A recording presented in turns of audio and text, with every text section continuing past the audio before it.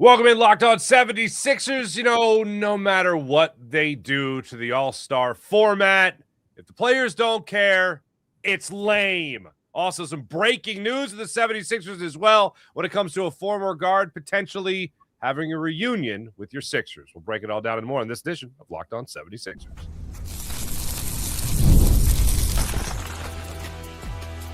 You are Locked On 76ers, your daily Philadelphia 76ers podcast, part of the Locked On Podcast Network, your team every day.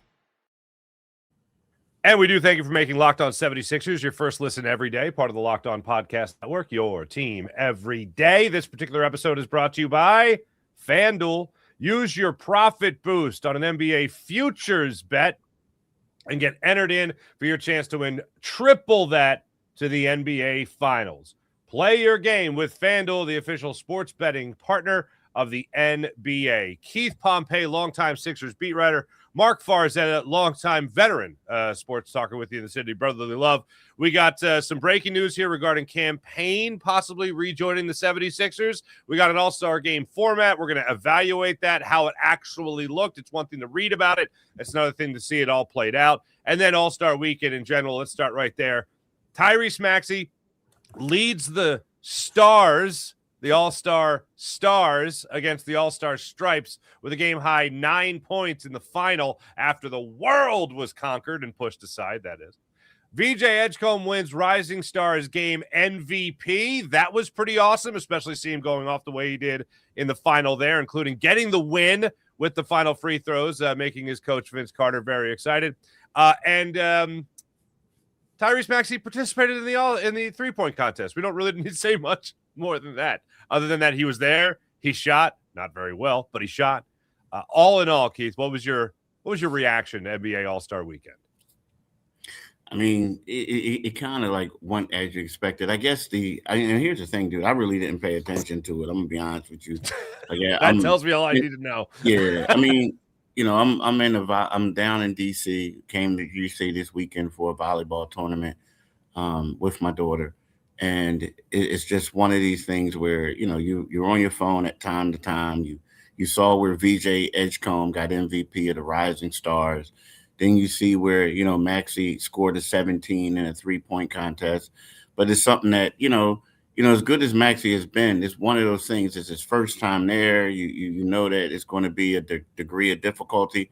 So you like, and then you know what? The thing is, then they have the All-Star game, and you're hearing, or the All-Star format, and you're hearing that Wemby is playing hard, but then you hear that Luka Doncic and Nikola Jokic ain't really playing, don't really feel like playing, right? They claim they're coming off injuries, whatever. So it's kind of like, okay, it took a lot out of that. But then you have to say that Anthony Edwards played well, Kawhi Leonard played well. But, there was a lot of empty seats in there from what you saw on TV with the highlights and stuff. So to me, it is what it is now. It's like a break in basketball where people rest up. It's not like how it used to be when I was a kid, or even up there when I first got on to start covering the Sixers in 2013, something that you felt like you had to be at, right? It's no longer that anymore. It's just an exhibition. I hate to say it. No, you're exactly right. And even when I was a kid, it felt like the first 5 minutes of the All-Star game was some highlight plays, let's get the crowd going, that kind of thing. And then it was game on. And then that started to the not caring part started to bleed into the second quarter, and then the third quarter, and then it was like, all right, the last 5 minutes, we're going to give a damn about who wins this game, and that's when they've gone with all the different formats. One of the big causes to champion when it came to a format that might make people care was the format that the NBA rolled out over the weekend versus the world, right? And still, the only time I thought anybody really cared was when the Stars took on the Stripes, and it looked like the Stars wanted to embarrass the older Stripes. That was pretty much it. That was the only time. I mean, talking about the actual All-Star game, the Rising Stars game, though, VJ Edgecombe certainly Keith, at the end of that one, had a chip on his shoulder. He said after the game, the ball found him, that kind of thing. But he rattled off a bunch of points to make it into the final and then iced the final with his free throws, knocking down both free throws. I mean, it was pretty awesome. But I think from a Sixers fan perspective, the best thing was seeing VJ go off, seeing VJ win MVP, seeing Tyrese Maxey jump on the court with VJ Edgecombe as he was raising the MVP trophy for that game. That was pretty cool. Some people, like a proud older brother, like a proud papa, that kind of thing. That was cool. And then there was a brief period in the All-Star final with the Stars taking on the Stripes and Maxey's Stars really pulling out in front. But Maxey had like a 7 point or 9, maybe it was all 9 of his points. He had a run that was like 2 minutes long, 3 minutes long, that included him taking LeBron off the dribble on the baseline, taking somebody else from the top of the key for a driving layup, knocking down a three, and then also coming up with a steal before that three. Like, he looked like he was playing with a chip on his shoulder. And if he didn't go 1 for 5 from 3, Keith, maybe we're talking about Maxey being the MVP and not Anthony Edwards. That would have been another highlight. But other than that, yeah, to your point, maybe everybody that's not a Sixers fan, not that excited. There were way too many empty seats. I joked earlier in the day. It was like there were 5 people there and John Tesh.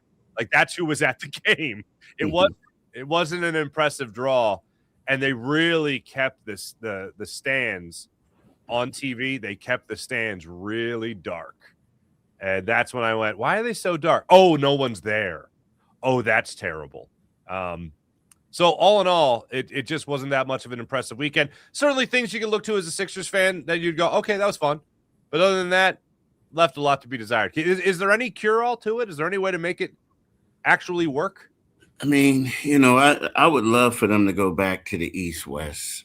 I would love that. I mean, even down to the internationals and the way they did today, like yesterday. Like, I didn't like the format where you got the young guns going up against the old heads, right, so to speak, and then you have the international players. And especially, I mean, don't get me wrong, like most of the MVPs, well, all the MVPs recently have all been international players. But at the same time, it's kind of sort of like people don't even play. Like, like half the guys, some guys get injured, other guys just don't play, right? So then when we got the old heads, let's be 100% real. Like, you got LeBron James out there in his 40s, right? And some other people. Well, if you're 20-something years old, as great as LeBron James is, you should, if you're an all-star type of player, you should get the best of the old head team. No offense to them. Like, yeah. And I get it. We're talking about Hall of Famers, future Hall of Famers. But at this time, it's like, that game was, to me, just signify the torch being passed. Like, okay, y'all, like, you guys are great players. We'll LeBron, this is probably it for you. The other guys, maybe a couple years from now, you're going to retire too.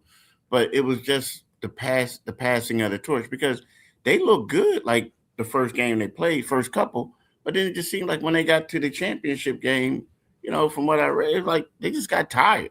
But at the same time, it's like I think I want to go back to the East-West. I just do. And then maybe it's one of those things where you raise the stake of the games, like money-wise, and if you lose, you don't get paid or whatever. Like, I mean, just something, man, to bring it back. Just something to bring it back.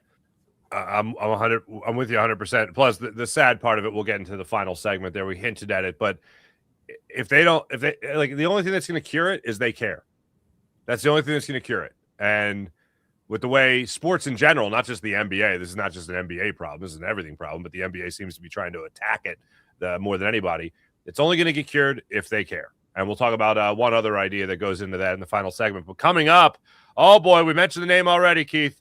Cam Payne potentially joining the Sixers. We'll talk about where we're getting that from when we come back. This is Locked On 76ers. Make sure you guys like and subscribe. Back after this. And right now I'm going to tell you about FanDuel and how incredible FanDuel is. Hopefully you guys are taking advantage of all FanDuel has to offer. Ever wanted to experience the NBA Finals live and in person? FanDuel is giving you a chance to turn that dream into reality with their NBA sweepstakes. What? Yeah. Here's how it works. Use your profit boost on any NBA future, and you'll automatically be entered for a shot to win an NBA Finals trip for two. That's right. Flights, tickets, and the whole experience. FanDuel's got you covered with this. If you're already looking at the board, thinking about, hey, which team can make a deep run here? This is the perfect time to lock it in with FanDuel. I love futures bets, especially this time of year, whether it's picking a team to win the championship or grab a conference title. It adds that extra layer of excitement to every game down the stretch. And now, not only can you pick your cash, but it could also send you to the finals. Visit FanDuel.com to get started. That's FanDuel.com. Use the profit boost on an NBA future and get entered for a chance to win a trip to the NBA Finals. Play your game with FanDuel, the official sports betting partner of the NBA. So you sent me the text earlier this morning saying, hey, check this out. And it's an article around Cam Payne written by Eurobasketball. Eurobasketball is the one that put it out there. That's what you saw. And he could potentially, it looks like he is joining the 76ers, 31 years old. What do you know about this, Keith? Well, I mean, basically, so what they did is they basically rewrote a story from a paper over there, a Serbian paper called Mozart Sport. And they came out with something earlier today that said the American is going to Philadelphia. Mozart Sports learns. And it lead is a big surprise from Mozart Beta camp. Cameron Payne leaves the club and returns to the USA. So this is what these people are reporting. And basically what these teams do over there, they'll get these NBA players. And what they'll do is they'll say, okay, we're going to get you, but you got to give us a buyout clause. So what happens is, Payne or the 76ers, how it goes, like they have to pay. So his pay is going to be $1.75 million, right? So that's what's going to happen. He's going to get, they're going to give 1.75. Here's the thing. I like it for the 76ers right now. I mean, when we look at it, we talk about they need guard depth. Here's a guy who's familiar with the team. He's been here before. He signed with the Knicks last year, but he's a guy who's been in the NBA for 10 years. He played on some quality teams. He's only played 10 games overseas and for this team in the Euro League, where he averaged 12.4 points, 3.9 assists. He's shooting only 33.3% from three-point range, but he's shooting 50.7% overall. I just look at it as you need a ball handler. You need somebody who's going to, keep up with everything. It takes pressure off of Kyle Lowry to have to play. It takes pressure off of Trendon Watford to have to be a primary facilitator when he's out there. And when you look at it, when we look at the buyout market and the possible guys that the Sixers could go out and get, you have to say that Cam Payne is a solid fit for this team comparable to the other things that they could have picked up. Now, he also averaged 1.2 steals. So, he was great in the locker room with the 76ers. So I just feel like, this is a great pickup for the Sixers right now. Yeah, I know I didn't want him to leave after they got bounced by the Knicks in the postseason, and then he ended up going to the Knicks, as you mentioned earlier. But he came in, he played well for the Sixers, shot 38% in his time. I think they traded Patrick Beverley. I think that was the deal with the Bucks, and they brought Cam Payne over here. Went on to shoot 38%, went on to shoot, I think, 44% from beyond the arc in that 6-game series against the Knicks in the playoffs. I don't think anybody wanted him to go. And now he's back. It is, I hate to use this term, but it's like a feel-good move after not feeling so good about what the 76ers did over the trade deadline because they didn't get better. This is a move that, yeah, we'll see. I mean, look, you're playing over in Serbia. It doesn't exactly make you feel like, oh, this guy's going to come in here and be a difference maker. But he has come in here and helped the Sixers win in the past. And if he gives you a little bit of that and could be a guy like you had in Jared McCain, where obviously you're not looking forward to the future, but you're looking forward to right now. If he could come off the bench and hit 2 of 4 from beyond the arc, if he just a little type of just a small addition, a small plus to the 76ers offense, as you pointed out on the defensive side with picking up some steals as well, well, then I think that makes people feel a little bit better about what their Sixers are, because it wasn't about necessarily losing Jared McCain per se.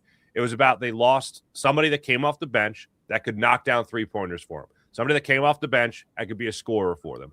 Now they have that with Cam Payne, if in fact this does come to fruition. All signs point to just waiting for the Sixers to hopefully announce this in the not-too-distant future. But all in all, it's a good pickup, and it's a positive vibe from the fan base because they have good memories of Cam Payne here in the past. Now, do you think this is a guy that is going to be handling the ball a little bit more, not just somebody hiding in the corner waiting for a three-point opportunity? I mean, I think he'll be handling the ball a little bit more. But, we're going to be real. Like, Maxey is going to be the primary ball handler. Sure. And other guys. But I do think he'll come in and handle the ball. Yeah, I think they have a lot of confidence in him. I mean, knowing who he is. The thing is, though, you got to be real. Like, everybody talks about him going to the Knicks, but it's also a matter of, how much money were the 76ers going to pay you at that particular time? Because remember, they was going all in for Paul George, and they had to pay Maxey that money and all this other stuff. And, the Sixers was, like notorious for offering guys, hey, we'll bring you back on the minimum, right? So he wants to go back and play with Mikal Bridges. And it really didn't work out for him in New York because let's keep it 100. Like, they really don't play a lot of bench dudes. Now, he did play 72 games, so he played all but 10 of the games. He averaged 15 minutes, 6.9 points per game, right? 2.8 assists. That's nothing to sneeze at. But I think that when he was with the Sixers, he was a guy he had some pretty big games for them. And he, when given the opportunity, he did certain things. Now, do I expect him to do the same things now? No, because now they got a VJ Edgecombe. They also have a Quentin Grimes. So it's like sort of, he'll get in where he fits in. But, yeah, I think that now you got a guy who can take some of the ball handling duties off of Maxey, off of Edgecombe, allow them to get in space and do certain things. But the one thing that I really like about him is that, when he was here, we talk about him averaging 9.3 points, averaging 3.1 assists, right? But he was a great free-throw shooter too. You know what I mean? He shot 91.3% from the foul line, which was his second highest total of his career, right? So, and then last season, it wasn't like it was a fluke because last season he shot 90.7%. So, these are certain things that, I like. You could play him at times. He could get to the foul line. He's a career 40. He's a career 36.8% shooter from three, right? So, I think it's a solid pickup for this team for the rest of the season. Yeah, when you shot me the note this morning, I looked at it and went, oh, look this feels good. After feeling like the Sixers just kind of quit on the rest of the squad with their actions at the trade deadline, I was like, oh, this is a step in the getting better direction as far as the Sixers go. So, yes, I sign off on this, Keith. I know you do too, as far as the Sixers looking for it all to be all but official. Cam Payne rejoining your 76ers. All right, Keith, when we come back, we're going to fix the All-Star break. That's how we're going to do it. We're going to help the masses. We're going to fix the All-Star game. All right, when we come back, we'll talk about that. This is Locked On 76ers. Make sure you guys like and subscribe. Back after this. And now it's time to tell you about how incredible Indeed is. You guys taking care of Indeed? I certainly hope so. If you have to hire someone, you're looking at their resume, you're going, okay, well, they look good on paper, but how are they actually performing in the job? That's where Indeed comes in. Indeed's not just about finding a candidate. It's about finding the right candidate, and not only the right candidate, but the right fit for whatever it is you need them to do. If I need to hire someone for this show, for instance, I go to Indeed and I would check it out and look for the person with real experience, not just some buzzword on a resume. Instead of struggling to get the job post seen, by the way, Indeed sponsored jobs helps your listing stand out and reach quality candidates faster. Sponsored jobs boost your post to people who are the right and best match for your opening. According to Indeed data, by the way, sponsored jobs posted directly on Indeed are 90% more likely to report a hire than non-sponsored jobs. Spend more time interviewing candidates who check all your boxes with less stress, less time, and more results. It's called efficiency, people, using Indeed sponsored jobs. Listeners of this show, by the way, $75 sponsored job credit to help give your job the premium placement it deserves at Indeed.com/LockedOnNBA. That's Indeed.com/LockedOnNBA. One more time, Indeed.com/LockedOnNBA. Use that right now and support the show by saying you heard about Indeed on this podcast, Locked On 76ers. Terms and conditions apply. Oh, tis just a wonderful time of year. Tax season, April 15th, looming just around the corner. Tax season doesn't have to take up your whole life this year. TurboTax is making it easier than ever to just hand things off and move on with your day and do something maybe a little bit more enjoyable than taxes. With TurboTax full service, you can have your taxes done for you by a trusted local expert start to finish without the stress or guesswork. Instead of spending hours trying to figure out forms, you can meet with a local TurboTax expert in person or connect online. They handle everything from W-2s to self-employed forms and work to get you every deduction. You can upload your documents. You can go all about your day and get updates right in the TurboTax app. It's a huge time saver and gives real peace of mind knowing an expert is handling it. So for a limited time, you can have taxes done by a local TurboTax expert for just $150 all in. If a TurboTax expert didn't file for you last year, just file by February 28th. Take taxes off your plate and get back to your life. Visit TurboTax.com/local to book your appointment today. And finally, let's not forget about the Everydayer Club. You guys need to sign up for the Everydayer Club and get ad-free episodes of Locked On 76ers as part of the Locked On Everydayer Club. Just go to lockedon76ers.supercast.com. That's lockedon76ers.supercast.com and sign up for the Everydayer Club. How do we fix it? The NBA All-Star Game, NBA All-Star Weekend. I'll tell you right now, I'm not touching the Rising Stars game. Those guys look like they want to play. That was fun. 3-point contest. Hey, you know what, Keith? I like that they added from the logo. That's kind of cool. That's indicative of today's game. Then the All-Star Game itself, the 3-format thing, it's got to go. I mentioned earlier, I wanted to see an NBA versus the world type of thing. Did not work. North America versus the world did not work. I think overall what it comes down to is that the NBA, as well as other sports, these guys need some kind of incentive to give a damn about what they're doing. Baseball tried to have the home field advantage in the World Series for the winner of the All-Star Game. That was still lame. The NBA has added the NBA Cup to see if they can get players to care. Not so much. The Knicks won't even hang a banner. Not that I blame them. It just seems like the only thing that will be the cure-all to this is that players just give a damn about beating other players. Yeah. Now, here's the thing.